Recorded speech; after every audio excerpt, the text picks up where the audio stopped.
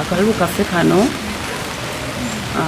naddala ewaffe mu Kalungu East oba mu Kalungu District naye okusingira ddala Kalungu East akalulu kaayo ko kali special kalinga bulondooza bulala. Akalulu kaffe kaganye okuggwa ebidaala biremedde mu ddiiro. Mbadde nsirise ebbanga ddene ebigambo bingi biyitingana ku mikutu egy'empuliziganya egya buli kika nga mulimu ebintu bingi abantu bye balabanga ebiinamu ekiruubiirwa ekyokutyoboola erinnya lyange n'ebigendererwa ebirala ndowooza ebyekusifu. Mulimu ebintu bingi era mmwe nga abatuyambako okutambuza amawulire mu ggwanga biyinza n'okuba nga bingi bye musobodde okukapturinga naye nga ebimu sibimanyi. Akalulu kaffe kaggwa mu nzigwa gye kaggwamu tekaggwa bulungi nnyo kubanga nze okusooka kwa byonna nina emisango eginvunaanwa naye ng'ate ndaba results zaazo ne bwe nadduka era ebikolwa bya nnumba. Akalulu nga katandika kuba nze ni mukyala wa kibiina kya NRM abalala kye bangobamu ne bagamba nti oyo si wa NRM akolagana n'abantu abatali batuufu n'olwekyo oyo si wa NRM. Ekyo teyandibadde ensonga nnyo kubanga akalulu kalinga ccupa buli omu etuula ku ntobo yaayo. Naye ekintu ekikulu ennyo nasalawo nga mmaze okulaba speed n'ebikolwa ebyali bikolebwa naddala ewaffe mu Kalungu East nga speed sijja gisobola. Mwalimu okutyoboola, okuvuma, okukola buli kimu, okwongera abalonzi mu register n'ekigendererwa ekyali ekyokusuula nze.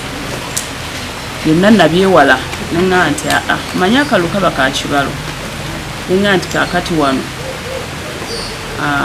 kinyambirawa okubeera nga nwanaganya abantu ba Kalungu District. Afadhaali ogwa naye ng'abantu ba Kalungu District tebattinganye tebalwanaganye kubanga byatandika n'akamyufu tekannaba kutandika. Neŋŋamba nti nedda bakama bange abampa akalulu emmanga mbaweereza bulungi kaŋŋende independent naye nsobola okutaasa abantu obutalwanagana. Ekyo nakyo gwafuuka omusango era nengwoza kampeyini yonna mpaka okuggwa. Katonda nannyamba nempitamu naye mu kuyitamu bye nadduka mu butattinganya bantu ba Kalungu waliwo embeera eyajjawo. Njagala okunyolerwa awamu ng'omuzadde ne famire z'abaana abaafiirwa obulamu bwabwe. Ekisinga okunnuma mu kintu ekyo omuntu kwe kusalira omusango nga ye tamaze kwetunulamu. Abaana abo abasinga obungi mu lipooti ze tulina okuggyako gwe bazza ne baziika naye gwe baga nti yali awangaalira kajjansi. Abaana baava wabweru wa Kalungu. Gye binaggwera mujja kulaba singa okutte ejjambiya nkutte omuggo oba nkutte emmundu kitegeeza omu asooka ku munne yamukola ki yatwala obulamu bwa munne. So naye saagala bigenda mu nnyo kubanga ebyo biri mu kooti. Kakati oluyimba luli awo mu Kalungu East buli lunaku amawulire gatuula eddoboozi lyange livaayo nangibwa nze nasuula abantu banfudde omuntu ow'amaanyi kyessiri kuba ndaba nga ndi mukazi mutono nnyo naye buli avaayo eyagwa naddala ku leve enneneko mbaka palamenti oba abaka palamenti mu constituencies zonna.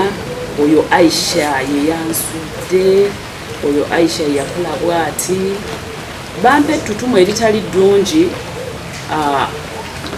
naye nga baagala okulowooza abantu kirowooza ndi w'amaanyi nnyo kubanga okusuula abantu buli omu agwa ku levo gyagwako. Ekintu ekyo kinneewuunyisa. Ebyobufuzi bino mbitwala nti biringa kangeze engalo zino nti mu ntandiko either otandikira wano n'oyambuka omalira wano oba n'otandikira wano n'otuuka climax Katonda aba akusaasira olina okuddayo. Ebifo bino byonna bye tulimu nze nadda mu kifo kya mukyala Florence kino kiba kya bulumba tuutu okulowooza nti nze sijja kuvaawo, nja kuvaawo. Naye n'omuganda agamba nti ekiti ekitafa kusenga ejjero kifuuka wankindo. Kaakati nze Aisha Sekindi manyi nti abantu ba Kalungu district batandika bayira watenze era batandikira wansi kubanga najje ebbanga ttono saamanyika nnyo Katonda nanyamba n'empitamu kubanga nali nkiikirira abantu abafo nga sinabeera mbaka wa president. Naye bwe nkomawo abantu baalaba omuntu gwe bamanyi Katonda nanyamba bbanga ttono ne bampa obukulembeze. Naye nalina bannange benvuganya nabo bino byonna bye tulabye mu kalulu kano nvuganyiza emirundi ebiri, navuganya mu kamyufu, navuganya mu campaigns ez'awamu, naye sirabangako bye nalabye kati mu kalulu kano. So mulimu entebe okugirwanira nga tolina ddiini mu mutima kulowooza nti Katonda yagaba obukulembeze. Ekyo nakyo kituleetedde obuzibu.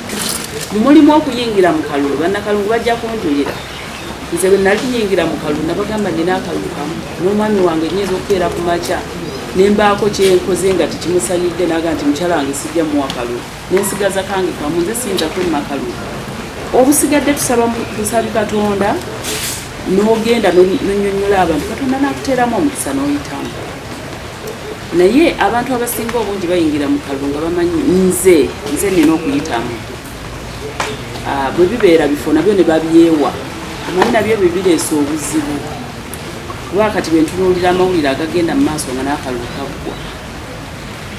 Nina kyendowoozaamu ng'omuntu nti Aisha ono tumwonoone ndowooza aleme kuddamu kulabikira ku cabinet list, but which is okay. Nze sinoonyako bwa minisita, nanoonya bwa MP Katonda n'abumpa. Ate nasina kulowooza because musakos mwe batambulira nange mwetambulira abantu bavaayo olina akola statement ngeri ekudrivinga ku ekyo kyolowooza ng'omuntu. Nze kyemmanyi Muzeeyi Museveni nakubako ebintu bino tebitandise kati mu kalulu ka 2021 red paper yakuba amawulire nga tebannaba kuappointinga ministries. Oba baabijjawa ne bagamba nti ndi omu ajja okulabikira ku lisiti ya President Museveni kabineti ye.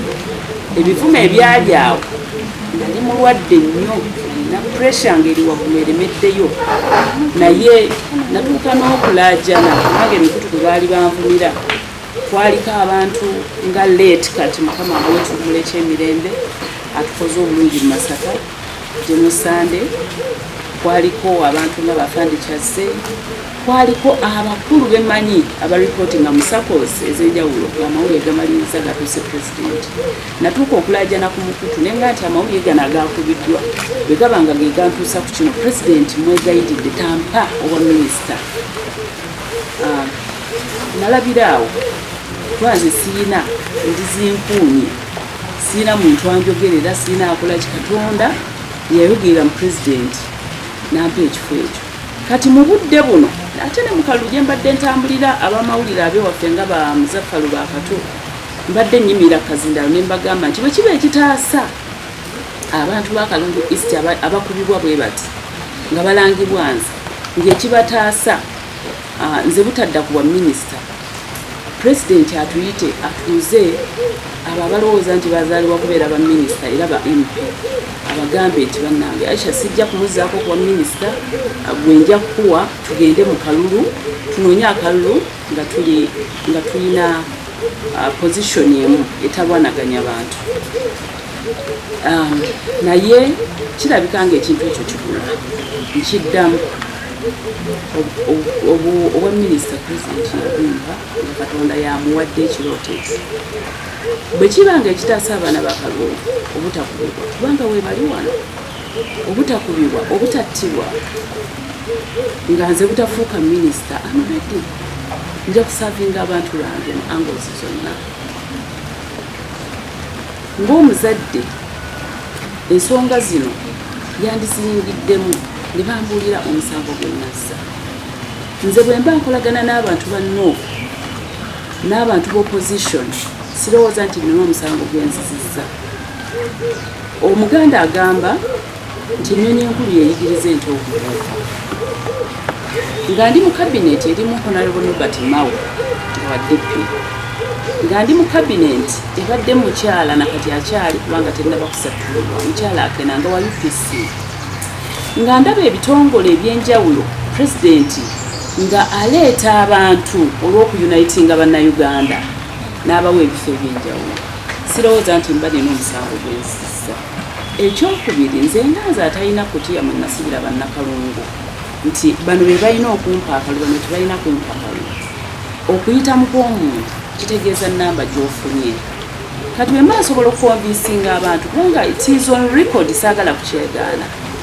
Nina abantu abakukuutivu mu bibiina ebyenjawulo bentambudde nabo nga bansabira akalulu, abatuuse n'okukasabira Pulezidenti Museveni nga bagamba records weeziri, nga bagamba nti kulwa maama n'enneeyisa gy'atuyisizaamu tatusosola takola ki, tugenda muweera akalulu Pulezidenti Museveni ku mulundi guno. Records weeziri. Naye bwe kibanga ekyo kinfuula kubeerawo opposition nga seegaana ng'ate bwe baadde bayimira ne bagaa nti omukyalo ono tumumanyi wa NRM naye ffe tusazeewo okumuwa akalulu n'okumuweera mukama we akalulu. Ekyo nga kinfuula wa NRM. Buli muntu alina obwongo bwe bwatetenkanya nti embeera eno ebeerewo etya. Nze nga bamaze okunsindiikiriza nga bangobaganyizza, nasalawo natandika by the way n'ekisanja kyakaggwako ne mmanya nti tuba kulonda oba ofuuse mukulembeze w'abantu bonna, nasembeza abantu bonna. Nze mbadde embeera n'abaana naddala okuva mu Mirukanga Kitosi nga bakijjulula nga wa basooka kunsoomozanga nga bajja ewange nga bambadde ebyambalo bya NUP, naye ndowooza kyali kisoomoozo saabagobaako. Nayanirizanga buli mwana yajjanga n'ekizibu kye nga nsobola okukitunulamu nga nkitunulamu. Ndi mukyala mulimi wa mmwanyi, abaana bajja ne bava n'ekyengera nga baana b'NUP mukaddeko okunoga emmwanyi, ne baŋŋamba mami tuzze tunoge ffenna emmwanyi nga tewali kosti yonna gye bansabye. Naye ng'omuzadde ng'omanya nti munda muli nabo beetaaga sapooti n'obawa. Ndi mukyala musiraamu, kino kiddamu nga sigira.